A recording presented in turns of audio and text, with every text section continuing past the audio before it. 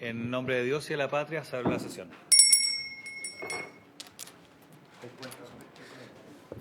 ¿Tenemos cuenta, señor secretario? Así es, señor presidente. Gracias. Hay 3 mociones de la senadora señora Allende y de los senadores señores Saavedra y Sangüesa que modifican en distintos aspectos la ley sobre protección de los derechos de consumidores, la ley 19.496. La primera, para regular la forma de entrega de productos tratándose de compras por medios electrónicos. La segunda, para establecer medidas que faciliten la comprensión de la información dirigida al consumidor respecto del precio de los productos que señala. Y finalmente, la tercera, en materia de hipótesis y plazos para ejercer el derecho a retracto. También corresponde informar de que Su Excelencia el Presidente de la República ha retirado y ha hecho presente nuevamente la urgencia para el despacho del proyecto de ley sobre pago a 30 días, en el carácter de simple. Excusas respecto de la sesión de hoy y en algunos casos de la sesión de la mañana de los siguientes invitados. Del señor Ministro de Hacienda, don Mario Marcel, por una participación por compromisos impostergables contraídos con anterioridad. De la presidenta del Banco Central, la señora Roxana Costa, también manifiesta su disposición a concurrir a una próxima sesión a partir de la semana subsiguiente. Del señor Antonio Walker, presidente de la Sociedad Nacional de Agricultura. Y finalmente el fiscal nacional del Ministerio Público,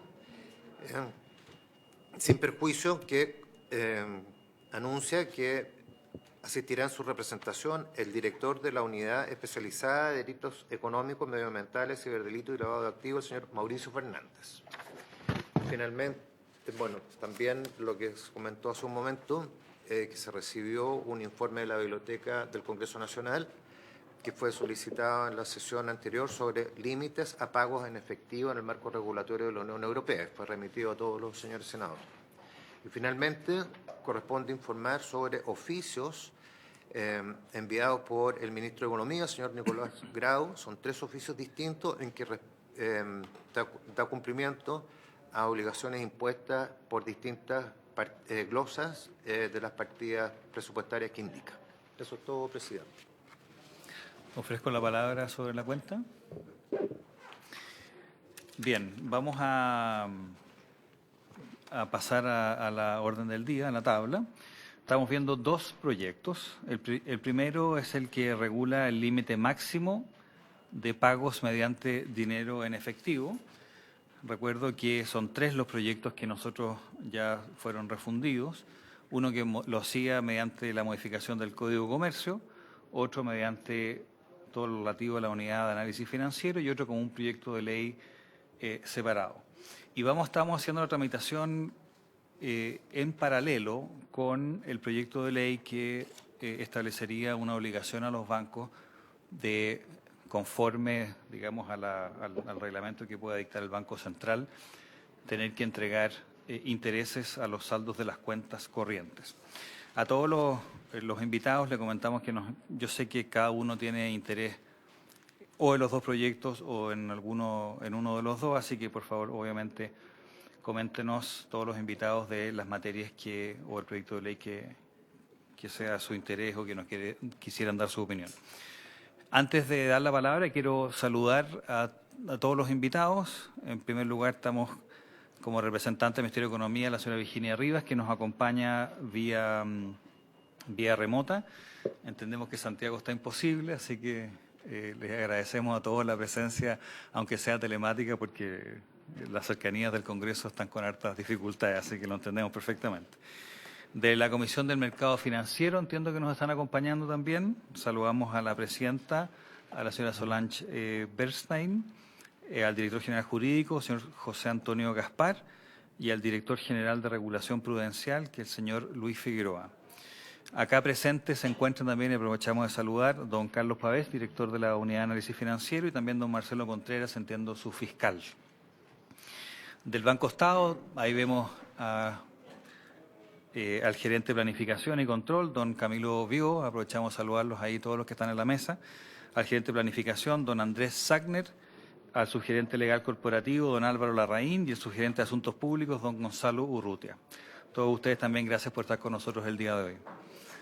Finalmente, de la Asociación de Bancos e Instituciones Financieras, el presidente don José Manuel Mena, que entiendo que tenía algunos problemas de conexión, así que no sé, ahí después lo vemos. Entiendo que está don Juan Esteban Laval, que ahí lo vemos con la cámara prendida, lo saludamos a usted también como fiscal, y al gerente general don Luis Opaso Rocco. Vamos a partir, si les parece, por quienes están con nosotros presentes, por el director y el fiscal de, ¿no es cierto?, de la Unidad de Análisis Financiero. Les quiero pedir, sí, a todos los invitados que primero ojalá la exposición sea de 7 minutos, no más que eso, y si pueden también hablar como lo hacen los periodistas en los diarios, que nos den el titular, la recomendación y después se justifique, pero para en todo momento saber exactamente su opinión respecto a los dos proyectos. Por supuesto que buenamente ustedes verán cómo ocupan su tiempo, pero nosotros hemos descubierto que cuando son muchas las presentaciones es muy importante saber al tiro, digamos, cuál es la conclusión que tienen los invitados y que pueda desarrollarse y después volver a hacerse hincapié en esa. Pero por supuesto el tiempo es suyo. Así que le damos la palabra entonces a don Carlos Pavés y el fiscal Marcelo Contreras. Suya la palabra. Muchas gracias, presidente. Buenas tardes. Por su intermedio, saludar a los demás integrantes de la Comisión de Economía del Senado y a quienes están participando de esta sesión, tanto presencialmente como vía virtual. Tratando de seguir con la petición que nos hace señor presidente, vamos a adelantar nuestro juicio en relación al proyecto de ley que regula o limita el uso de pago en efectivo, que como usted ya lo mencionaba hace un momento, corresponde a lo que se ha presentado a través de distintas mociones parlamentarias que se ha refundido en un proyecto de ley, diciendo que, en primer lugar, desde la perspectiva de las funciones que tiene y el mandato que tiene la Unidad de Análisis Financiero, estimamos que la limitación es una medida que apunta a fortalecer los sistemas de combate de lavado de activos particularmente y específicamente lo que tiene que ver con los intereses del combate al crimen organizado, que es una preocupación de todas las instituciones en general, pero que entendemos que hay mecanismos alternativos y que pueden ser más eficientes, que resultan más eficientes por las razones que voy a pasar a exponer.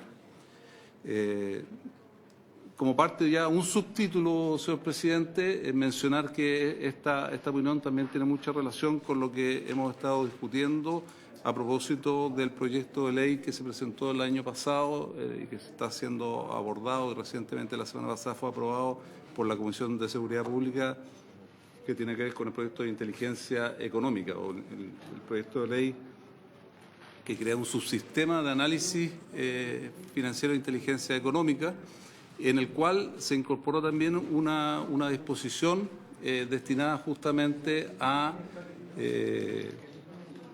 lograr que en operaciones en efectivo sobre determinado umbral los proveedores de productos o servicios, los vendedores o proveedores de productos o servicios estén obligados a identificar o pedir la identificación de las personas que están pagando con efectivo esos servicios. En ese sentido es que nosotros entendemos que siendo la materia del proyecto de ley que se está analizando acá, algo que ayuda desde el punto de vista de los esfuerzos de prevención y combate del lavado de activos, creemos que es más idónea esta otra alternativa. Ahora ya desarrollando los 5 minutos que me quedan, recordar que el mandato o la función de la Unidad de Análisis Financiero es doble. Por un lado está a cargo de todo lo que es la prevención, como decía, y combate del lavado de activos, financiamiento del terrorismo, y además coordinar el Sistema Nacional Antilavado contra el financiamiento del terrorismo y también en los últimos años contra el financiamiento de un fenómeno bien preocupante que es la proliferación de armas de destrucción masiva a nivel internacional. Y para cumplir con este mandato básicamente tenemos 4 funciones. Hacemos inteligencia financiera, hacemos también, estamos habilitados para emitir normativa o aplicar la normativa que está establecida en la Ley 19.913, que crea la Unidad de Análisis Financiero, fiscalizar el cumplimiento de esa normativa, aplicar los procedimientos sancionatorios que correspondan y también 2 tareas muy importantes que tienen que ver con la capacitación de los sujetos obligados a reportar operaciones sospechosas a la Unidad de Análisis Financiero y también todo lo que es la colaboración interinstitucional que se relaciona, como les mencionaba, con este rol de coordinadores del sistema. Ahora bien, dentro de esta función principal, probablemente la más conocida de este tipo de instituciones como la UAF, es el tema de inteligencia financiera. Y para llevar adelante inteligencia financiera, uno de los inputs más importantes, así como lo son los reportes de operaciones sospechosas que yo mencionaba hace un momento, son los reportes de operaciones en efectivo. Entonces, básicamente, todos los sujetos obligados, está alrededor de 9.000 instituciones privadas o públicas que hoy día están registradas en la unidad de análisis financiero como sujetos obligados, tienen que no solamente enviar aquellas operaciones inusuales de acuerdo al conocimiento que tengan de la naturaleza de los negocios que hacen sus clientes, sino que también están obligados a reportar periódicamente cualquier operación que se realice en efectivo sobre el equivalente de $1.000 de los Estados Unidos. Esos son los dos insumos desde el punto de vista de información más relevantes que utilizamos las unidades de inteligencia para poder llevar adelante nuestro análisis y generar lo que en definitiva son el producto más importante que hacemos, que son los informes de inteligencia que enviamos al Ministerio Público. Entonces, este es un sistema que está construido sobre esa base, partiendo de la recepción o la generación de estos reportes de operaciones sospechosas por parte de los sujetos obligados, el análisis, la integración con información adicional que hace la unidad de análisis financiero para, en los casos que corresponda y cuando haya indicios de lavado de activos, poder enviar estos informes de inteligencia a el Ministerio Público, a los fiscales del Ministerio Público, que son los únicos que llevan adelante las investigaciones penales. Eso lo aprovecho por su intermedio, presidente, para aclarar, porque siempre nos preguntan. Nosotros no hacemos investigaciones penales, no recibimos denuncias, sino lo que recibimos son reportes de operaciones sospechosas, reportes de operaciones en efectivo, y tampoco hacemos denuncias al Ministerio Público, sino que lo que presentamos son informes de inteligencia cuando detectamos que hay indicios de lavado de activos o de financiamiento del terrorismo. Entonces, en ese sentido, y como para ir redondeando esta primera etapa, y obviamente quedará a disposición de todos los senadores, por su intermedio, señor presidente, es que yo encuentro que es importante dar algunas cifras, así como mencionaba el número de sujetos obligados. Nosotros actualmente estamos recibiendo alrededor de 13.000 reportes de operaciones sospechosas al año, pero recibimos alrededor de 2,5 millones de operaciones en efectivo. Las primeras se envían cada vez que el sujeto obligado, de acuerdo a su criterio, estima que hay algo que escapa de la normalidad, de la usualidad. Y a pesar de no ser una denuncia, puede tener elementos que lo hagan pensar de que puede tener alguna relación con una operación ilícita. Pero no como denuncia, insisto, sino como algo inusual.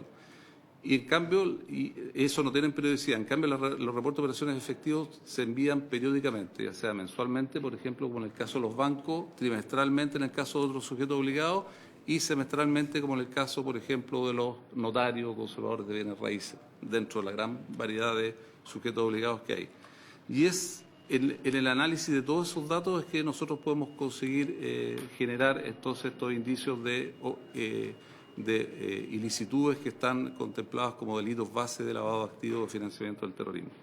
Entonces, nuestra postura se basa en este antecedente, en la medida que se prohíba la realización de operaciones en efectivo. Efectivamente, uno podría pensar de que está limitando de cierta manera la utilización de los recursos de origen ilícito por parte de los quienes integran las organizaciones criminales o derechamente participan en este tipo de operaciones, pero se corta la cadena de información que nos permita completar la trazabilidad de todas estas operaciones.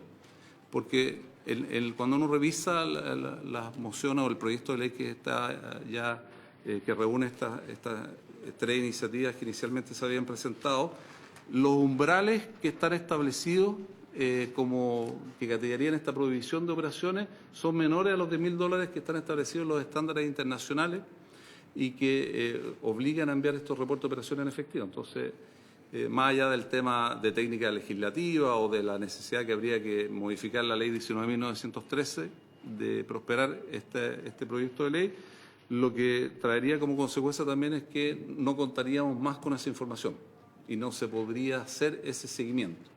Entonces, lo que uno puede ver a partir de eso en experiencia comparada a nivel internacional y que yo creo que está muy bueno también este informe que hizo la Asesoría Técnica Parlamentaria, la Biblioteca del Congreso Nacional recientemente, el mes pasado, es que se hacen mecanismos que permiten compatibilizar ambas obligaciones. Por un lado, se han establecido limitaciones que han sido idóneas para el combate del lavado de activos a nivel internacional, limitando el uso de efectivo, pero para ciertos sectores, digamos, para, por ejemplo, la adquisición de bienes de lujo o para la compra de automóviles de alta gama, pero no generalizada en términos de todos los bienes y servicios por las razones que acabo de exponer. Eso, en resumen, señor presidente, es lo que queríamos exponer y presentar con esta ocasión, agradeciendo nuevamente la invitación. Sí, muchas gracias, senador Pio. Muchas gracias, presidente, por su intermedio. Agradecer al director de la UAF, también al fiscal que lo acompaña, porque creo que esta es la discusión que tenemos que dar. Efectivamente está en $1.000 y tenemos $10.000. Eso sería, podríamos decir, son los dos rangos en los que tenemos que discutir ahora. Yo quiero hacer el punto que esto no solamente es para perseguir crimen organizado, terrorismo, proliferación de armas masivas. Aquí también queremos atacar la informalidad. La informalidad está afectando nuestra economía. 30% de nuestra economía está en forma informal, negro. ¿Y eso qué es? Bueno, es efectivo, que se está circulando, no para autos de alta gama, para todo. Si no ponemos controles, límites, esto va a seguir andando. Entonces, el por qué existe esta moción, obviamente alinearnos a estándares, y tal como usted lo señala, por su intermedio, presidente, el informe de la BCN es muy bueno. $3.000, o perdón, 3.000 euros, 5.000 euros, 10.000 euros. O sea, ni siquiera en Europa están de acuerdo cuánto es el monto. Y ese es un buen punto. ¿Cuánto es? De ahí, presidente, pedirle, pero no ahora, porque es un tema muy delicado, respecto a ese 2,5 millones de reporte de operaciones en efectivo, no son las sospechosas, no son las ROS, sino que la en efectivo, más o menos calibrar el rango, es decir, hasta dónde aparece información útil, pero tiene que tener un límite. O sea, vamos a tener que buscar un ajuste para poder determinar un límite que permita circular con efectivo. De hecho, uno puede viajar con $10.000 en el bolsillo y nadie le va a hacer nada a la persona. No es un pecado, no es un crimen, pero también poner límites para evitar que nuestro sistema económico quede totalmente desestructurado. O sea, no solamente verlos en el tema de la inteligencia para la persecución que ustedes, para la investigación y la inteligencia que ustedes desarrollan, sino que también que ayude y coopere a generar reglas que eviten que en este momento no tengamos lo que se busca, que es recaudación. Cuando la gente se formaliza, se empiezan a cumplir las leyes sociales, empieza a aparecer el IVA, empiezan a aparecer varios elementos. Y cuando se circula solamente con efectivo, nada de eso se va a ver. Entonces, esa es la otra parte que hay que verlo, no solamente en el ámbito solamente de análisis financiero e inteligencia, sino que también de ajuste. Presidente, yo lo que pediría, si pudiéramos después tener sobre esa data, porque necesitamos más data, menos guata, o sea, sobre esa data, analizar y ver qué factor, qué valor es el adecuado, para que así podamos tener esa certeza. Por lo pronto, yo quedo muy conforme con la exposición, creo que está muy claro lo que se ha dicho y sobre eso tenemos que actuar y ajustar los proyectos de ley. Gracias, presidente. Gracias, senador. Yo quiero hacer un par de preguntas también desde el punto de vista para entender el funcionamiento. Usted tiene muchos reportantes, ¿no? Pero los que no reportan, ustedes no tienen información. ¿Podría yo asumir, por ejemplo, que quienes venden autos están reportándole o no todos reportándole? Quizás porque ustedes tienen reportes de cierta cantidad de personalidades jurídicas, pueden quedar muchos afuera, que si no hacemos esto, simplemente ustedes van a estar llegando a un subgrupo. No lo sé. Lo segundo, la idea de... Bueno, nosotros tenemos también la idea de sanción en los proyectos de ley. No sé si es que lo hiciéramos, ¿qué le parece la idea de sanción? Yo amplío la casa y eso lo pago pago 12 millones de pesos en billete y resulta que uno denuncia al otro, es uno de los proyectos, y resulta que el denunciante queda sin sanción y el denunciado queda con sanción para efectos de que no haya la posibilidad de ponerse de acuerdo. En Europa, lo que entendí que el reporte decía, entre otras cosas, que estos límites sí existen. Están entre 3.000 euros, 2.000 euros, 1.000 euros, algo así. 10.000 también. Bueno, 5.000 Finlandia, pero andan en esos rangos. ¿Por qué quizás ellos lo hicieron o por qué no hacerlo? Porque usted nos dijo que se avanzaba mucho con lo que se estaba haciendo en inteligencia, pero no sentí que se haya cerrado a la idea de hacerlo tampoco. Quizás esta otra era mejor, pero quizás podemos hacer las dos cosas, no sé, ahí se lo dejo. Y la otra es que usted habló que si lo hacemos de esta manera se corta la trazabilidad. Yo no entendí muy bien eso porque queda más trazabilidad, porque queda todo registrado en las transacciones de mayor de cierta cuantía, entonces tenemos más trazabilidad. No entendí muy bien ese comentario. Tienen la palabra. Muchas gracias, presidente. A ver, en el primer elemento, reforzar la idea de que estos sistemas de prevención y combate de lavado de activos y financiamiento del terrorismo se construyen sobre la base de determinados delitos que se quiere perseguir. No todo delito es base del lavado de activos, del delito de lavado de activos. Nosotros estamos en el componente de la persecución, prevención y persecución de lavado de activos. Y la experiencia comparada ha mostrado, y el desarrollo de lo que ha sido el combate contra el lavado de activos nos demuestra que ha sido una herramienta muy útil a la hora de combatir el delito base. O sea, en definitiva, lo que está en el origen es el combatir el narcotráfico, el terrorismo propiamente tal, o el fraude, la corrupción, etcétera. Sin perjuicio de que hoy día eso ha ido mutando, porque cuando uno combate el crimen organizado, obviamente el lavado que proviene de las organizaciones criminales es un fin en sí mismo.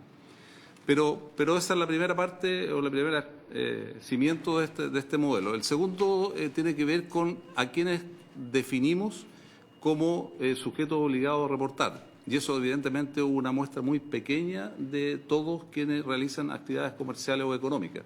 En el caso chileno lo mencionaba, hoy día tenemos casi 9.000 sujetos obligados a reportar, y a partir de la dictación de la ley antinarco del año pasado, donde se incorporaron otros sujetos obligados, entre ellos, por ejemplo, la automotora, tenemos un potencial máximo calculado nosotros en 40.000 entidades que deberían estar registradas como sujetos obligados. Obviamente que ahí nosotros hacemos un análisis y priorizamos a quienes vamos inscribiendo, porque de ese aumento considerable, la mayoría corresponden a automotoras o a quienes tienen registrado como giro la compra-venta, la comercialización de vehículos automotores. ¿Cuáles son las dificultades? Que con la mayoría de las actividades económicas en cualquier país no están sujetas a licencia, entre ellas las automotoras, no nos requiere una licencia especial. Entonces nosotros tenemos que basarnos en lo que son las declaraciones de giro que tienen reconocidas cuando se constituyen las sociedades o ante el servicio de impuestos internos.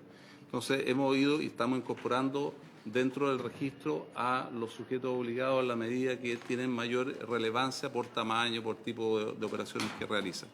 Entonces, ¿por qué hago esta distinción, señor presidente? Porque, en definitiva, la limitación que se haga sobre operaciones en efectivo evidentemente no va a impactar a todas las instituciones, sino a una muestra muy pequeña, que son los que están considerados por el legislador como sujetos obligados a reportar.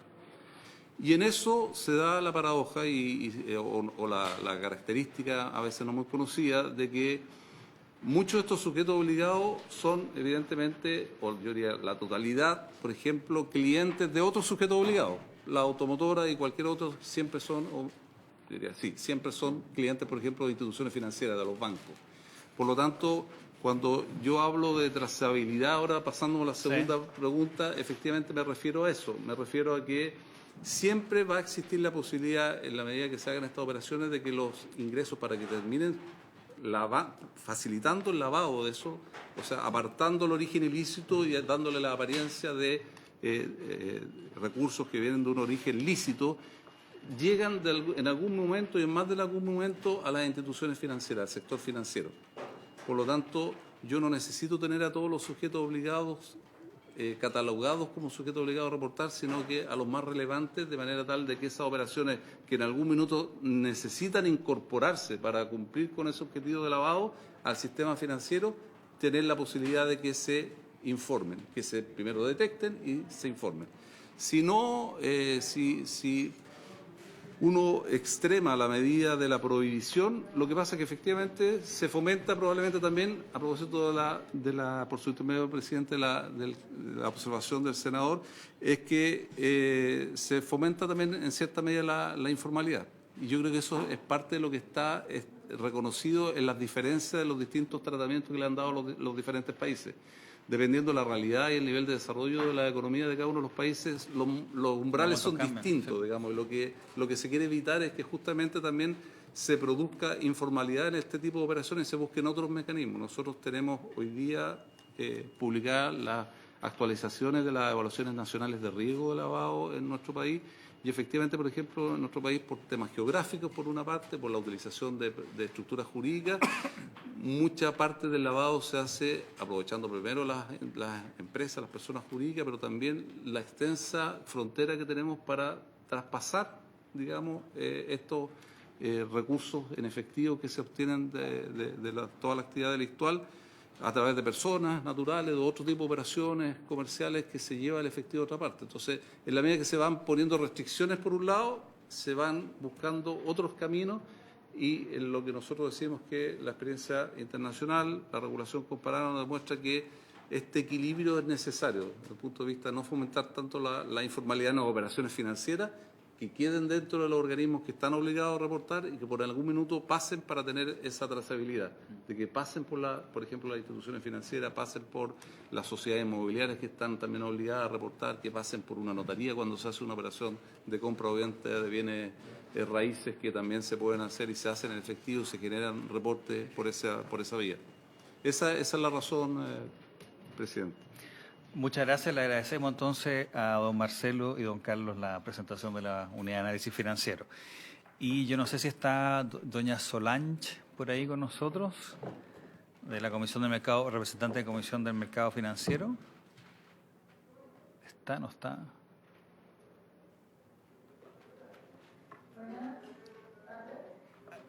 Arriba.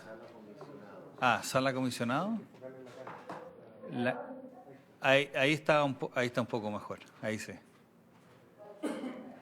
Le damos la palabra entonces a los representantes de la Comisión de Mercado Financiero y les repito la petición que de muy buena manera tomó don Carlos de la Unidad de Análisis Financiero, de ojalá partir por las conclusiones que puedan tener en los proyectos a los cuales se refieran, si son los dos o cada uno por separado. Tiene la palabra.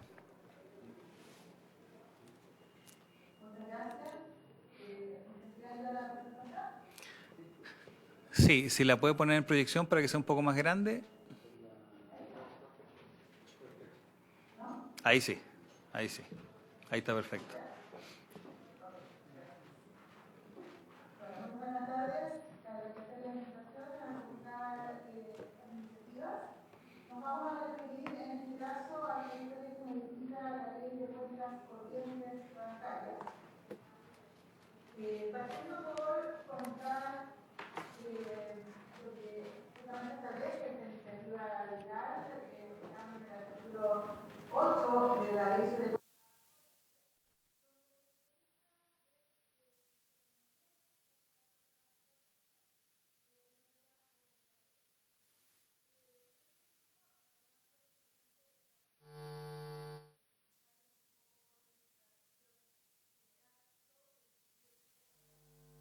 respecto del mandato del CMF en términos de control, estabilidad y desarrollo del sector financiero, este es un proyecto de ley que nos preocuparía o nos establece desafíos en dos ámbitos.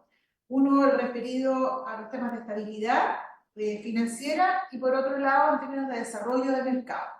En lo que se refiere a estabilidad, el imponer remuneración a las cuentas corrientes podría de alguna forma afectar los modelos de negocio de entidades, sobre todo entidades bancarias de tamaño mediano.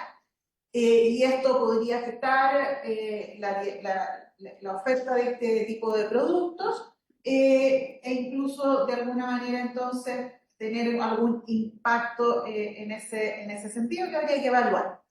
En términos de desarrollo de mercado, por un lado puede ser visto de manera positiva el que se ofrezca una remuneración, pero por el otro se podría disminuir la oferta de este producto de cuentas corrientes y afectando de esa forma la inclusión financiera y habría que analizar o entender cuál podría ser el impacto que tendría en el costo del crédito. Así que esas son algunas de las dimensiones que habría que evaluar. Entonces, en general, es una iniciativa que, si bien persigue un fin positivo en términos de entregar una remuneración a la cuenta corriente, podría tener impacto en la dirección de reducir la inclusión financiera, aumentar el costo de otros productos e incidir de alguna manera en el sistema financiero por esas vías. Pasando entonces ahora a la presentación realmente a los fundamentos de lo que acabo de comentar. Vamos a dar primero el contexto, luego le vamos a hablar de las cuentas corrientes remuneradas y algunas reflexiones finales. Partiendo entonces por algunas definiciones, en la actualidad ya existen alternativas que permiten disponer de los recursos con oportunidad que el cliente requiere, es decir, productos a la vista que tienen una remuneración. Las cuentas de ahorro son un producto que fue reformado, que tuvieron cambios recientemente por parte del Banco Central, flexibilizando la normativa justamente para darle un mayor uso a estas cuentas de ahorro, y se eliminaron los límites al número de giros que conllevan pérdidas de intereses o pérdidas de los reajustes respecto de los saldos promedios mantenidos en estas cuentas de ahorro, y permitiendo entonces el hacer giros de manera frecuente sin que esto genere una pérdida en esa dirección. Esto previamente acordado entre las partes. En el caso de las cuentas vistas y las cuentas corrientes, la regulación también permite el pago de intereses por los saldos mantenidos en estas cuentas. De hecho, en el caso de las cuentas vistas, hay dos entidades, dos bancos que ofrecen cuentas vistas remuneradas, y en el caso de las cuentas corrientes, hay 8 bancos que ofrecen cuentas corrientes remuneradas. En el caso de las cuentas corrientes, son 5 los bancos, de estos 8 bancos, son 5 los bancos que ofrecen cuentas corrientes remuneradas a personas, y los 8 ofrecen cuentas corrientes remuneradas a empresas. Cuando nosotros vemos entonces cómo se han ido desarrollando estos productos y qué tan frecuente es que se ofrezca el pago de intereses, como les digo, no es tan frecuente, pero es importante considerar estas dos dimensiones, no solamente el pago de intereses, sino que también el costo que tiene las comisiones que se cobran por este tipo de productos. En el caso de las cuentas vistas, en octubre del año 2023, CMF publicó un simulador de tarifas, porque además hay tarifas fijas, variables, dependiendo del saldo. Entonces hay una serie de consideraciones que es difícil a veces comparar el costo de una cuenta vista provista por un banco u otro, o incluso dentro de los productos provistos por un mismo banco, a veces hay características distintas. En CMF se hizo el esfuerzo entonces de poner a disposición de los clientes información de fácil acceso, de tal manera de poder comparar el costo de las cuentas. Este simulador, además de incluir el costo, también incorpora el pago de intereses, por lo tanto, se puede ver en el método, dependiendo de los saldos que una persona maneja, de la frecuencia con la que hace giros de cajero automático, entre otras características, cada persona puede evaluar qué producto le conviene más. Entonces, ese es un esfuerzo que creemos que puede ser valioso considerar, y que se hizo para cuentas vistas. Estamos tratando de avanzar con un esfuerzo similar para cuentas corrientes y cuentas de ahorro, por ejemplo, entre otras. Por lo tanto, no hay solamente que considerar los intereses que se pagan, sino que también que estos productos tienen costos y que son difíciles de comparar, y que en este caso estamos nosotros tratando de facilitarlo por esta vía. Respecto a las cuentas corrientes propiamente tal, este es un contrato de una persona con un banco o una empresa con un banco, y a veces hay una oferta multiproducto por parte del banco, donde hay varios productos que se ofrecen de manera conjunta. Efectivamente, en general, las cuentas corrientes no son remuneradas. De hecho, el 99,8% de las cuentas no son remuneradas, a pesar de que hay 8 bancos de la plaza que ofrecen este tipo de cuentas con remuneración. Existen 27.000 cuentas corrientes remuneradas, 20.000 de ellas son asociadas a personas naturales, y estas cuentas corrientes remuneradas en general se vinculan con saldos más bien altos, puesto que existe un mayor poder de negociación de estas personas.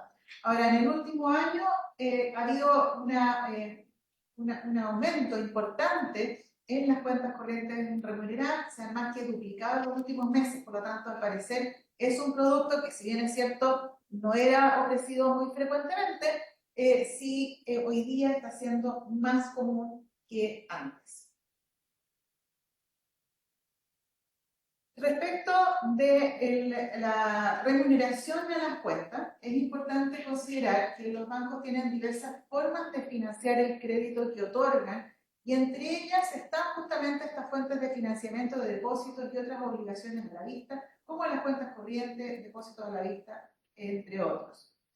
Y en ese sentido hay obligaciones que son a la vista, así como también hay obligaciones que son a plazo, como las cuentas de ahorro o los depósitos a plazo.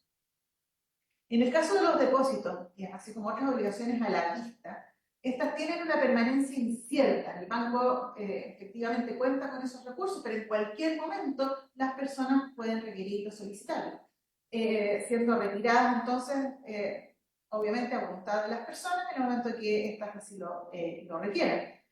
Por ello, en cuanto a la regulación, se les establece una regulación de liquidez más exigente respecto de estos saldos justamente que están a la vista. En ese sentido, la regulación respecto de encajes, de reserva técnica o lo que se llama el LCR, el Liquidity Coverage Ratio, que es el requerimiento también de liquidez de acuerdo a la normativa, estos son mayores, estos requerimientos de liquidez son mayores para las cuentas a la vista respecto, por ejemplo, de los depósitos a plazo. Eso explica también que las tasas de remuneración, la remuneración que se paga a estas cuentas vistas, a cuentas corrientes, cuentas vistas, cuando hay intereses, cuando hay una tasa, esa tasa en general es menor que la tasa de los depósitos a plazo, porque justamente tiene esta condición de que se pueden retirar fácilmente en cualquier momento, y por lo tanto hay requerimientos de liquidez también mayores. Ahora, para entender el impacto de obligar a remunerar las cuentas corrientes, habría que hacer un estudio de precio, competencia. Creemos que hay varios factores que hay que considerar para poder entender a cabalidad cuál es el impacto de una medida como la que se sugiere. Se debería evaluar el impacto en costos de manera comprensiva, así como también el impacto que pudiese tener este tipo de iniciativas sobre la inclusión financiera. Si nosotros miramos lo que se ha ido revisando en la biblioteca del Congreso, así como otras referencias, hay países que exigen remuneración, pero, o sea, como exigencia de remuneración es solo Argentina, hay otros de los cuales se permite, pero en general se permite más que una obligación. Lo que encontramos ahí es donde hay una obligación en el caso de Argentina, pero en la mayoría de los países es facultativo, lo mismo que pasa en el caso de Chile. En general, los requisitos para la obtención de una cuenta corriente remunerada varían entre producto e institución. Típicamente se refiere a que se pague el sueldo o pensión, por ejemplo, que se deposite directamente ahí en la cuenta corriente, y ese es un requisito para que esta cuenta corriente sea remunerada, o realizar los pagos con tarjeta asociada.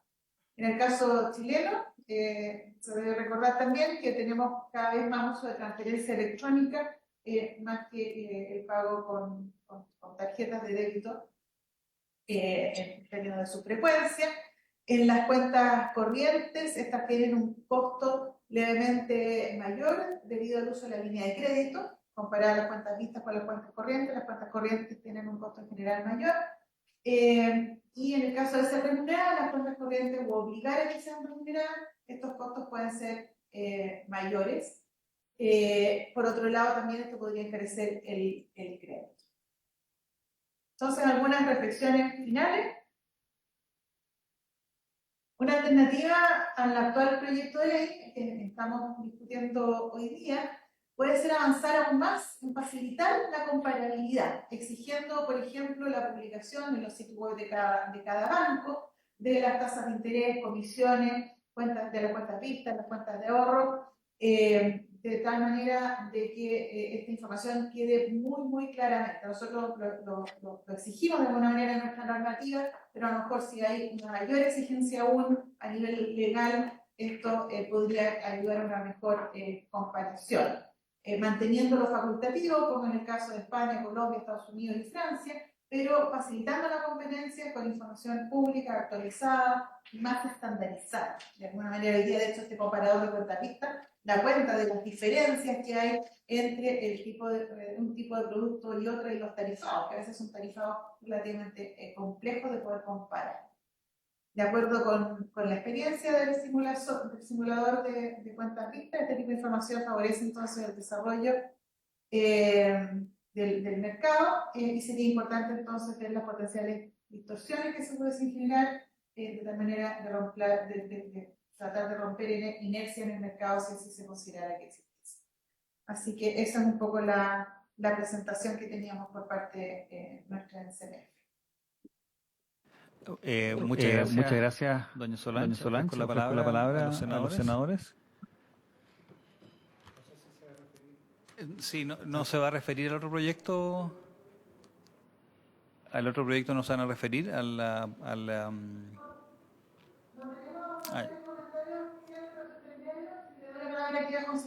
Que tenemos una preocupación en particular, pero es bastante específica. Sí. Ya, por favor, tienen la palabra. Por su intermedio, señor presidente, no muy breve, como adelantó la presidenta, no tenemos mayores observaciones a los otros proyectos de ley referidos a eventuales limitaciones a pago por efectivo, porque en general un tema más bien contemplan que esos proyectos, muchos de ellos no se aplicarían respecto de bancos o instituciones financieras del perímetro CMF, donde sí se pueden realizar, es necesario de repente realizar este tipo de operaciones en efectivo y guardar sentido. Entonces, como está esa prevención, esa excepción, no tenemos ninguna observación al respecto, porque la verdad son temas que escapan al perímetro propio de la CMF por su intermedio, señor presidente. Muchas gracias. Yo quería hacer una pregunta a doña Solange. Usted se habla de una eventual potencial inercia, digamos, dentro del mercado, digamos, para no generar o no entregar intereses en las cuentas corrientes.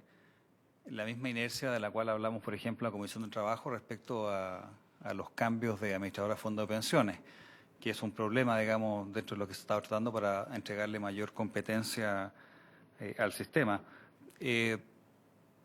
También usted mencionó que se necesitaba estudiar o hacer un estudio de competencia y precio.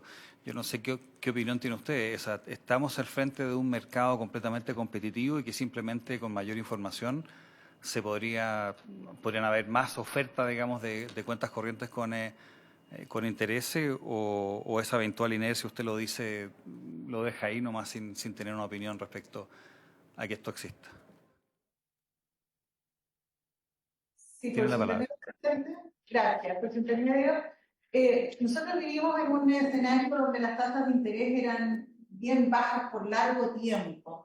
Entonces yo creo que ese es un factor que también incide justamente en lo que yo he llamado inercia, porque claro, cuando teníamos un escenario de tasas de interés bien bajas, era menos atractivo eventualmente ofertar un interés a las cuentas corrientes. Vivíamos en un escenario en que la inflación era relativamente baja, las tasas de interés eran bien bajas, y justamente yo comentaba que ha habido un cambio de comportamiento en la oferta de productos. Lo que vemos hoy día es que hay cada vez más cuentas fijas y cuentas corrientes remuneradas. Hemos visto un cambio de tendencia. Y yo creo que eso justamente responde a que tenemos un escenario donde las tasas de interés son bastante más altas de lo que eran anteriormente y por lo tanto pasa a ser atractivo, pasa a ser una diferencia competitiva mayor el hecho de ofrecer una tasa de interés positiva a estos saldos a lo mejor que lo que era antes. Claro, estas son cosas que eventualmente cuando comienza la competencia rompe justamente esa inercia, que es algo que estamos viendo ya, y que eventualmente esto puede ir creciendo en el tiempo, estando hoy día abierta la posibilidad de que así sea.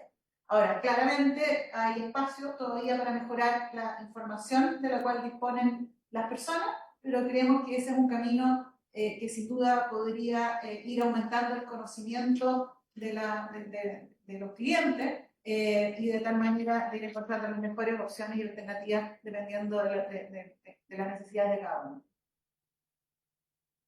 Bueno, clarísimo, le agradecemos mucho su presentación, doña Solange y don Luis o don José Antonio, no sé, ahí. José Antonio. Don José Antonio, le agradecemos la presentación y aclaración. Muchas gracias.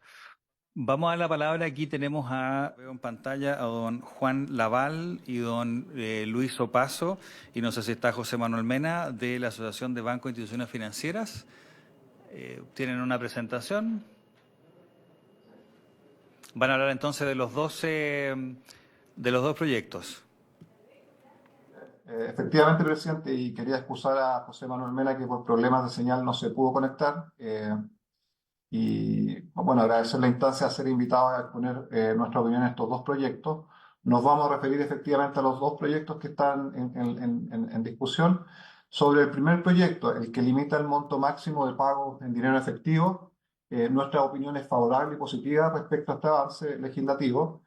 Y en términos muy resumidos, los elementos que están detrás de nuestra opinión positiva es que generar una mayor trazabilidad en los pagos, en las transacciones en general en la economía, tiene efectos positivos primero en términos de reducir la evasión tributaria, elementos también que son acompañados, como se mencionó, en atacar la informalidad, que es un tema que se mencionó con fuerza previamente, donde obviamente ahí estamos hablando incluso de la informalidad asociada a casos ilícitos y actividades delincuenciales. Lo tercero es la seguridad física. Por el solo porte de efectivo, esto genera incidentes de seguridad. De hecho, como asociación estamos en una mesa ampliada con la Subsecretaría de Prevención del Delito, precisamente para abordar estos casos y estos ataques que eventualmente sufren clientes que portan efectivo. Y cuarto, también tenemos una opinión positiva del efecto que podría tener una mayor trazabilidad de las operaciones en prevenir actividades ilícitas que busquen y se asocien con el lado activo, obviamente tomando en consideración los comentarios que realizó el presidente de la UAS previamente. Y respecto al segundo proyecto, que tiene que ver con el establecer un pago obligatorio de intereses sobre los fondos disponibles en cuentas corrientes, tenemos observaciones que en términos resumidos, después nos ampliaremos, tienen que ver con dos elementos. Lo primero es que el establecer como una condición de obligatoriedad el pago de intereses podría generar un incremento en costo en estos productos que son netamente transaccionales, que en definitiva atenten contra su desarrollo y su disponibilidad hacia los clientes, dado el mayor encarecimiento de estos productos. Y lo segundo, que hay un efecto que no solamente tiene que ver con la oferta de las cuentas corrientes en su dimensión transaccional para el cliente, sino que también podría tener unos efectos negativos en la oferta de crédito. ¿Por qué? Porque básicamente los fondos que están disponibles en las cuentas corrientes son en parte disponibles, se encuentran, disponibles como parte de la estructura de financiamiento de las instituciones bancarias. Y en la medida que estos aumenten su costo, el costo de financiamiento para los créditos, que es la contraparte o parte de la contraparte de los fondos de las cuentas corrientes, tendería a aumentar. Sin embargo, dada la existencia de una tasa máxima convencional que limita el aumento de los costos de fondeo, eso en la práctica podría generar también un efecto de menor inclusión en materia de oferta crediticia. En ese sentido tenemos observaciones que apuntan en esa dirección. Habiendo dicho eso, presidente, me voy a referir al primer proyecto, que tiene que ver con el límite máximo de dinero efectivo, que está contenido en 3 proyectos de ley, 3 boletines que están refundidos y que, bueno, ustedes los conocen ahí con detalle en la comisión, y básicamente establecen 3 diferentes límites para las operaciones en efectivo. Y como mencioné previamente, nuestra opinión es positiva respecto a estos proyectos de ley, ya que lo vemos en línea con las buenas prácticas internacionales en la materia, y sus beneficios, como mencioné, son 4, desde nuestra perspectiva: disminuir la informalidad, que es un tema país. Las estimaciones son que la informalidad en el plano laboral, incluso en el plano financiero, podrían fácilmente ir sobre el 30% de la actividad en varios sectores, y eso es mucho. Reducir la evasión tributaria, combatir el lavado de dinero, y no menor es la condición de seguridad para las personas que portan efectivo. Este es un tema que es recurrente, lo vemos en los medios de prensa y realmente con connotación social. Habiendo dicho eso y antecedentes que hablan nuestros planteamientos, lo primero ya se mencionó en varias oportunidades en presentaciones previas. Cuando uno ve la evidencia comparada, estos tipos de restricciones ya existen y de hecho en Europa desde hace mucho tiempo atrás ya veíamos que existían estos límites. Los límites varían, por cierto, y eso es un tema para nuestro país, pero veíamos situaciones donde podían ir los límites para compra en efectivo desde 500 euros, 1.000 euros, 2.000 euros eran los valores más comunes, pero podían llegar hasta 10.000 euros. En el caso de México vemos límites más acotados solamente a cierto tipo de transacciones como inmuebles, autos, joyas, etcétera, y ahí los límites son mucho mayores para estos conjuntos acotados de transacciones que van de 20 a 50.000 dólares. Y en el caso de India es un límite universal y parejo que está más en línea con lo que observábamos previamente en los países de la Comunidad Económica, que tenían que ver más con rango en el orden de 2.400 dólares por transacción. En ese sentido, los proyectos que estamos analizando, más allá del valor puntual que se establezca durante la tramitación de estos proyectos, existen estos límites y sus fundamentaciones cuando uno va a los orígenes de estas iniciativas legales están muy en línea con lo que se planteaba previamente. Un segundo elemento que queríamos poner en la conversación es que acompañado de esta restricción es importante considerar el hecho de que existe ya un elevado nivel de desarrollo en nuestro sistema de pago y por ende estas eventuales restricciones podrían ser abordadas por medios de pago electrónicos, seguros y que son mucho más eficientes y repito la palabra, seguros frente a nuestros clientes. Hoy día, a nivel país, hay cerca de 37 millones de cuentas corrientes. Cuando uno además compara la tenencia de cuentas corrientes en relación a nuestro PIB per cápita, que está en el gráfico del medio, donde Chile está identificado con un punto en rojo, están sobre lo que sugiere para nuestro nivel de ingreso per cápita. Y el tercer gráfico, yo creo que es muy importante tenerlo en consideración, es que si hoy día uno observa la tenencia de cuentas corrientes, a nivel país, el 96% de los hogares declaran tener una cuenta corriente bancaria. Y si uno lo revisa a través de distintos segmentos, incluso en el segmento de menores ingresos, que es el estrato bajo, el 93% de los hogares ya cuenta con una cuenta bancaria, una cuenta corriente. Entonces, existen hoy día medios de pago alternativos y más seguros a través de todos los segmentos de la población y por ende estas eventuales restricciones como las que se están hablando, el uso de transacciones en efectivo de alto valor, podrían ser realizadas complementariamente por estos medios que se mencionan acá.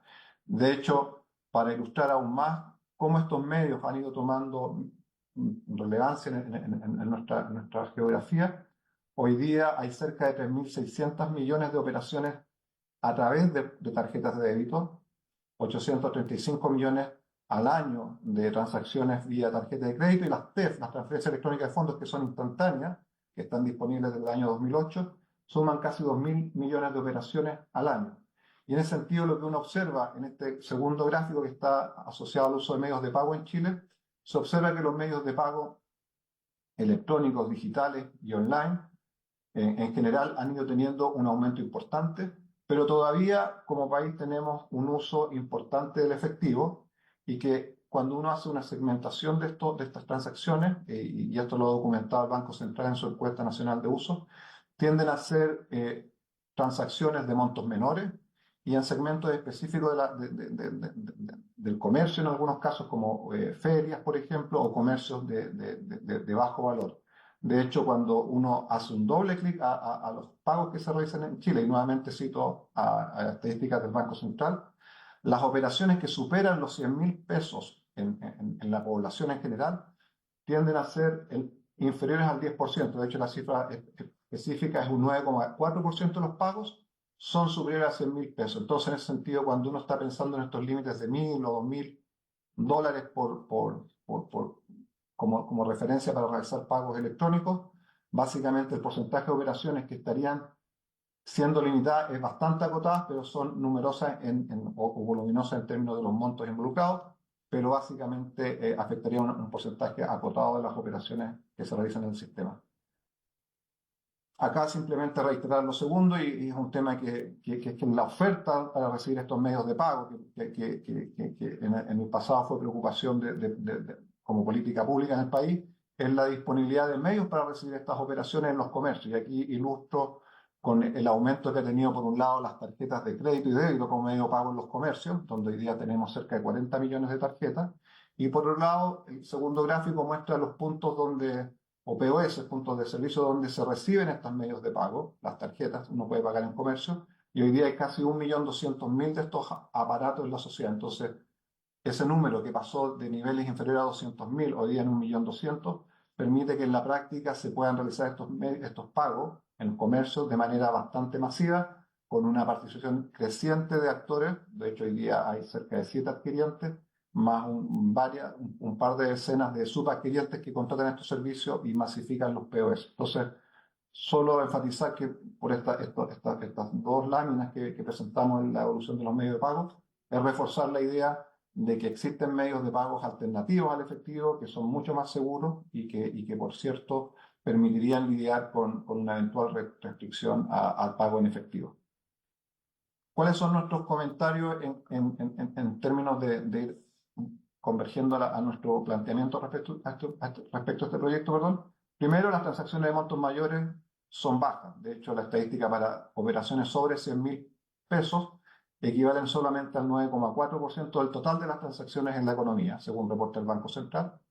Segundo, cuando uno observa los distintos límites y entendiendo que a lo mejor hay que buscar hacer un doble clic para ver más elementos, cuando uno ve el límite de 50 UF que se propone en uno de los proyectos de ley, si uno ajusta los límites actuales del caso de Europa por las diferencias en nuestro ingreso per cápita de Chile versus la comunidad económica, tiende ese límite de 50 UF a ser coherente con lo que se está observando en Europa. Tercer punto, el sistema de pago chileno tiene un alto nivel de desarrollo. Están disponibles de manera masiva medios de pago alternativos al efectivo, y esto es en todos los segmentos de la población. Y estos tres elementos, unidos a los elementos conceptuales que mencionábamos respecto a los beneficios de una política de este tipo, como lo visualizamos nosotros, creemos que son una buena política pública, ya que básicamente tienden a promover la formalidad, reducen la evasión tributaria, tienen potencial de mejorar el combatir el lavado de dinero, y finalmente, por no olvidarlo, contribuyen a la seguridad de las personas al reducir la tenencia del porte efectivo. En ese sentido, por lo expuesto, presidente, nuestros comentarios son positivos en esta materia. Y si me permite, me voy a referir al proyecto de ley. Ojalá. Un alto. No, sí, pero le pido que lo haga un poco más rápido, quizás unos 3 minutos, algo así, por favor, Perfecto, voy directo entonces. para ser justo con todos los invitados. Gracias, don Luis. Sí, a ver, básicamente entonces vamos a ir a los comentarios generales, que es la presentación de respaldo, y básicamente nosotros visualizamos que el proyecto de ley que establece el pago obligatorio de intereses puede tener efectos negativos en el proceso de inclusión financiera. Y esto por dos mecanismos. Lo primero es que el pago de intereses en las cuentas corrientes va a aumentar necesariamente el costo de financiamiento de las instituciones bancarias, y a través de este mecanismo genera un mayor costo del crédito. Este mayor costo, sin embargo, del crédito, ya sea un crédito de consumo, un crédito comercial, etcétera, sin embargo, no puede ser traspasado íntegramente a los clientes mediante una mayor tasa de colocación, ya que en nuestro marco normativo existe una tasa máxima convencional que ya a la fecha es un elemento que restringe la inclusión financiera. Esto lo planteó el Banco Mundial en su reciente informe hacia nuestro país en la evaluación del sistema financiero. Y cuando uno observa los informes iniciales del último ajuste de la tasa máxima convencional que realizó la CMF, ya en 2017 se estimaban efectos en torno a 227.000 personas que habían sido excluidas del sistema financiero por la TMC. Obviamente ese número ha ido creciendo y podría fácilmente estar en el orden de 500.000 personas hoy día excluidas. Y en ese sentido, el efecto que podría tener este pago obligatorio en los intereses de las cuentas corrientes podría tener ese efecto en crédito. Y segundo, que es más directo aún, cuando, y como mencionó la presidenta de la CMF, se establece un pago de interés obligatorio en las cuentas corrientes, aumentará el costo de este producto en particular, que es un producto transaccional, a lo cual tenemos que agregar ya los costos de enrolamiento y administración, lo cual en la práctica, al hacer más caro este producto, efectivamente va a tener efectos negativos en el acceso a estos productos transaccionales. Y en último punto queríamos expresar la idea que, de hecho, tal como mencionó la presidenta de la CMF, ya hay instituciones que ofrecen intereses sobre sus cuentas corrientes, donde eso establece una manera de cómo ellos compiten en distintos segmentos. No son masivas, ella lo planteó muy bien las cifras, no son masivas, pero son maneras en las cuales las instituciones buscan competir en ciertos segmentos, pero cuando uno toma una mirada general del sistema, hoy día básicamente la cuenta corriente es un producto transaccional, es decir, está diseñado para realizar pagos, administrar saldos, etcétera, más que un producto de ahorro. Y en eso yo creo que es importante, como resumen, que lo que uno quizás lo que tiene que enfatizar acá es que existen muchas alternativas de ahorro distintas a los saldos disponibles en las cuentas corrientes, donde ya para ahorrar en esos medios hay bajos requisitos de entrada. Uno puede tomar fondos mutuos de manera electrónica, por ejemplo, con una entrada de 5.000 pesos como monto original. Y en ese sentido, la sugerencia va más bien por el lado de política y estrategia de educación financiera que fomenten el mayor uso de los productos que efectivamente están hechos para fomentar el ahorro de las personas en el sistema financiero. Así que más bien ese era el foco que queríamos plantear en este proyecto, presidente, para no emplear más tiempo. Muchas gracias, don Luis. La verdad que es muy clara la exposición. Ofrezco la palabra. ¿Algún senador quiere? Sí. Bien, le agradecemos entonces, don Luis, don Juan y don José Manuel, de parte de la Asociación de Bancos e Instituciones Financieras. Muchas gracias. Le damos la palabra a los representantes del Banco Central. No sé si los teníamos. Perdón, Banco Estado. Creo que está por ahí Banco Estado, si quizás se pueden prender la cámara. Ahí está. Muchas Muy gracias. bien, ahora lo vemos. Tiene la palabra. Sí, don Camilo Bió. Muchas gracias, presidente. Agradecer la invitación también por parte de la comisión a exponer acerca de estas dos iniciativas. En primer lugar, también excusar al presidente del Banco Estado, don Daniel Hoffman, que no pudo asistir por encontrarse con actividades planificadas con antelación. Por su intermedio también, señor presidente, saludar a los señores senadores y a todos los asistentes que están actualmente en esta sesión. Vamos a proceder a compartir la presentación y en honor al tiempo vamos a ir directamente a los puntos planteados. Primero, respecto del la primera iniciativa que limita el monto máximo de pago en dinero en efectivo. Creemos que, esto se ha dicho bastante, los boletines modifican, ¿no es cierto?, el Código de Comercio, la ley 19.913 que crea la UAF y otro boletín que establece una nueva ley y su objetivo explícito es combatir el crimen organizado y narcotráfico y reducir la instancia en que las asociaciones criminales puedan aprovechar el efectivo para diluir su patrimonio y eludir la fiscalización estatal. Algunos aspectos a destacar es que en estas tres iniciativas los montos son heterogéneos, ¿ya? Tenemos montos de límite de 4 millones, 5 millones y en torno a 2 millones de pesos, ¿ya? Y también las multas por incumplimiento de esta disposición también se establecen en un rango que va entre 10 y 25% del monto transado, ¿ya? Sí que quisiéramos dar algún énfasis al foco en la trazabilidad de la transacción, ¿ya? Creemos que la prohibición por sobre un límite definido, digamos, genera un riesgo de que se pueda crear un mercado informal, ¿ya? Muy en línea con lo que decía el director de la unidad de análisis financiero, el problema que tiene esto es que si el efectivo no se puede incorporar al sistema financiero, ¿no es cierto?, se dificulta esta trazabilidad, las alertas tempranas, y también, por otro lado, puede haber algún riesgo de exclusión de sectores específicos de la población y rubros económicos, ¿ya? Con una medida en general, a veces hay algún tipo algún sector de la población que podría verse afectado. Y por otro lado, esto es coherente también con lo que se sabe de la normativa internacional, y ahí también nos referimos al informe, ¿no es cierto?, que hizo la Biblioteca del Congreso Nacional y que nos compartieron, donde se establece que los pagos en efectivo deben comunicarse a la unidad de inteligencia financiera, especialmente en Europa, ¿no es cierto?, y esto con el objetivo de permitir la trazabilidad del origen de los fondos, ¿ya? En ese sentido, queremos decirles que por nuestro lado las iniciativas que promueven el menor uso del efectivo para nosotros son positivas, ¿ya?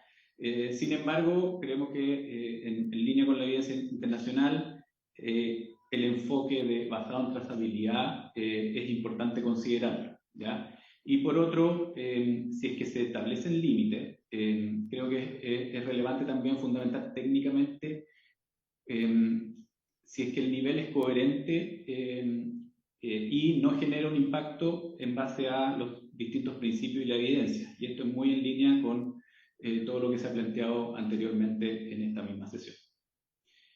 Pasando a la segunda iniciativa, el segundo proyecto de ley que está en análisis, en la modificación de la ley sobre cuentas corrientes bancarias y cheques. En primer lugar, destacar que, como se dijo anteriormente por la presidenta de la CMF, Argentina es el único país en el cual el pago de intereses de cuentas corrientes es obligatorio. ¿Ya? Aquí tiene que ver también probablemente el efecto inflacionario sobre el incentivo correcto para mantener unas cuentas corrientes con mayor uso. Y destacar que el resto de los países que analiza el mismo informe de la Biblioteca del Congreso Nacional de 2023, el pago de intereses es facultativo, ¿ya? Y eso es lo que actualmente está regulado en Chile. Algunas cifras que también ya se mencionaron, pero voy a pasar rápidamente por ellas. Existen 11 millones de cuentas corrientes a nivel nacional, digamos, son cifras de la CMF a nivel de sistema, y si nos enfocamos solamente en personas naturales son alrededor de 10 millones, ¿ya? Aquí hay 20.000 cuentas corrientes que remuneran con intereses, ¿ya? Y eso es un monto que en términos relativos bastante bajo, digamos, es solamente el 0,2% del total. Los saldos promedio de las cuentas corrientes que están asociadas a personas naturales de 1,3 millones de pesos, ¿ya? En cambio, en las personas jurídicas los saldos promedio alcanzan 36 millones de pesos, ¿ya? Estamos hablando de varias veces más. Y si vemos solamente las cuentas corrientes con pago de intereses a personas naturales, el saldo promedio es de 4,3 millones de pesos, ¿ya? Con esto quiero un poco destacar el primer impacto potencial que nosotros vemos, ¿ya? Primero que nada, esta medida beneficia evidentemente de forma proporcional más a quienes mantienen mayores saldos en sus cuentas corrientes, ¿ya? Mientras que los cobros o los costos de estos productos, por ejemplo las comisiones por mantención, son parejos, ¿ya? Es el mismo para el mismo producto. En segundo lugar, existe un impacto o podría generar un impacto en el mercado financiero local debido a una sustitución entre las cuentas corrientes y otros tipos de inversión a plazo, ¿ya? Pensemos en depósitos a plazo o bonos, ¿ya? Al utilizar las cuentas corrientes como medio de inversión, ¿ya? Aun cuando en su origen y en su fondo son medios transaccionales. Pero esto va a generar o podría generar una menor demanda por instrumentos de mayor plazo, ¿ya? Y al tener una menor demanda por instrumentos de mayor plazo, eso se traduce en tasas de interés mayores, ¿ya? Específicamente en mayores plazos, donde evidentemente que para nosotros el mercado inmobiliario y los créditos para la vivienda son un elemento fundamental, digamos, de financiamiento de largo plazo. Y en tercer lugar, también se ha mencionado, tiene que ver con un impacto en la gestión de liquidez. ¿Y por qué esto? Porque los saldos que se mantienen en cuentas corrientes tienen que estar disponibles para que los clientes lo puedan retirar o puedan dar uso de ellos, ¿ya? Entonces, si es que tenemos mayores saldos en cuentas corrientes con un menor stock o un menor saldo de depósitos, por ejemplo, a plazo, a mayor plazo, eso va a requerir que los bancos mantengan mayores niveles de liquidez a través de instrumentos líquidos de corto plazo, ¿ya? Muy en la línea que lo que dijo la presidenta de la CMF. Y esto, evidentemente, que va a generar también una menor disponibilidad de fondos para la actividad crediticia. Entonces, va a haber un mayor impacto en el mercado del crédito de mayor plazo por efectos de un aumento de tasas de interés y también por una menor disponibilidad de fondos para poder generar mayor actividad crediticia.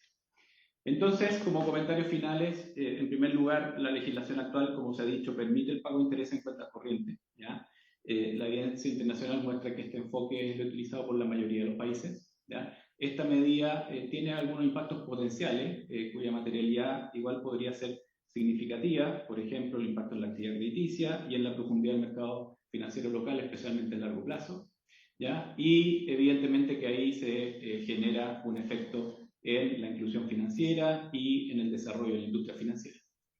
Los beneficios implícitos en esta propuesta legislativa creemos que deben ponderarse, incorporando también en el análisis los potenciales riesgos que están mencionados anteriormente, y también, finalmente, nunca está de más hacer esfuerzos adicionales, ¿no es cierto?, para tener una mejor información junto con potenciar la educación financiera, lo que permitiría entender beneficios y costos asociados a estos productos para toda la población del país. Eso es lo que tenía para presentarle, presidente. Estoy atento si es que hay consultas de la comisión. Muchas gracias por la presentación. La verdad que es muy clara también. Ofrezco la palabra a los señores senadores. Senador Pío. Muchas gracias, presidente. Bueno, agradecer por su intermedio a todos los invitados. Yo creo que lo que se ha expuesto con datos es muy preciso, o sea, nos ayuda, tal como se dijo, tener principios y evidencia para poner límites si es que estos efectivamente son necesarios. Eso con respecto a los 3 primeros boletines refundidos. Respecto al segundo, también deja mucho que pensar y reflexionar, porque efectivamente ya esto es una realidad, no hay ninguna provisión para que no ocurra. Entonces, poner una ley donde no es necesario algunas veces puede ser un problema mayor. Eso sería, presidente. Gracias. Senador Sangüesa.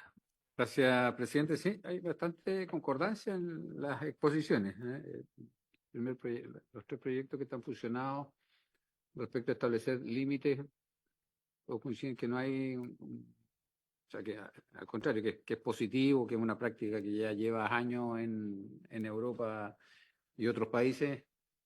Yo creo que lo que nos va a competir es establecer finalmente cuál va a ser la línea, porque vemos que hay bastante diferencia entre por ejemplo, lo que pasa en México y lo que pasa en Europa, y dentro de los países europeos también hay diferencias. Analizar bien cuál va a ser el criterio.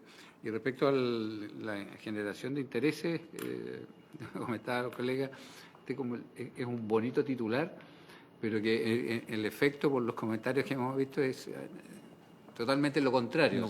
Finalmente esto puede traducirse como algo parecido con lo que pasó con los estacionamientos, donde se limitó, se trató de regular y finalmente el cobro del estacionamiento subió en todas partes. Entonces creo que hay que darle una vuelta con mayor profundidad y ver cómo se puede considerar ese proyecto.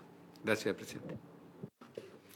Bueno, le agradezco a todas las personas que hoy día pudieron participar. Yo sé que está con nosotros Virginia Rivas, pero probablemente a la señora Virginia podemos hablar con ella en la próxima sesión al término, si le parece también a Virginia. A no ser que usted quiera hacer alguna aclaración, quizás la dejamos para mañana, doña Virginia. Para mañana. Bueno, entendimos por la... Bueno, le agradecemos a todos, a la Comisión para el Mercado Financiero, a la UAF, al Banco y a la Asociación de Bancos e Instituciones Financieras, sus excelentes presentaciones, la verdad que muy claras y nos dejan, yo creo que bastante claro a esta comisión cómo seguir adelante. Así que, habiéndose cumplido el objeto de esta sesión, esta se levanta. Muchas gracias.